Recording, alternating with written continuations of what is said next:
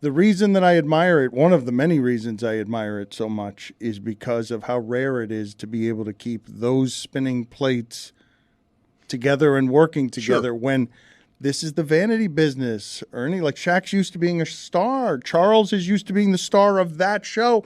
Kenny is used to being a facilitator who understands your role better than most. Mm-hmm. But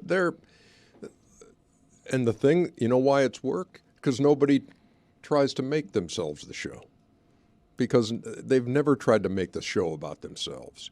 And I'm in the fortunate position of getting us from point A to point B to point C with three guys who have been in every conceivable situation in a basketball game.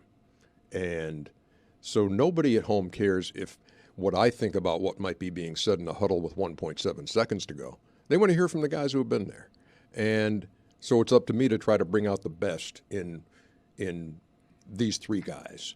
And knowing your role is vital. You know, if you try to stray outside your lane and be something you aren't, then it doesn't work. And the fact that we don't rehearse and the fact that we just let her rip, there you go. They have such reverence for your decency, though. Those, I've heard Charles speak about you. He doesn't speak about many the way that he speaks about you. Those guys would do almost anything for you and have. And I would do the same for them. We all would. Well, that's pretty unusual in television, isn't it? Yeah. You know TV. Yes. But I think that's what comes with years of being together. And when you think about, Kenny and I have been together the longest because I used to do the show by myself. And then for a while, just here's Cheryl Miller for a while. Here's Reggie Theus for a while. Here's Dick Versace for a while. And then Kenny comes along and we have a pretty good thing going. And then Chuck. But the three of us for more than 20 years have been doing this together, which is unheard of in TV, where the next TV executive always has a better idea. Oh, no, these three guys will work. No, this two, and to take him out and add him. And then Shaq for the last dozen years. So when you have that kind of time together and you have that kind of a bond, then you just, I'm not sounding sappy here, we love each other. We really, truly. And, I grew up with two older sisters, and this is as close as I'll ever come to having brothers. And that's what they are to me. Do you tell them? Oh, all the time. Do they tell you? Yeah, yeah. And you know what? There was a moment, too, when Kobe passed. We did a show out in L.A.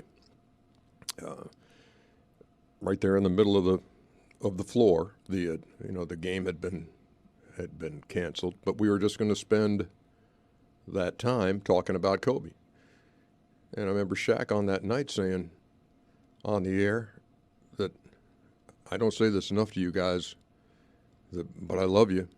And we do. And I think one thing that whole moment in time taught all of us was that you don't know. You don't know how long you have. And it behooves us to make sure that everything's cool between us. Everything's cool, not just between the four of us on the show, but between everybody in your life. That if the unthinkable happens, do you want to leave that with, man, I wish I had said this. Man, I wish that silly feud, I could have stepped up and defused it. I wish I would have said this. And I think it was a pretty brutal reminder of that.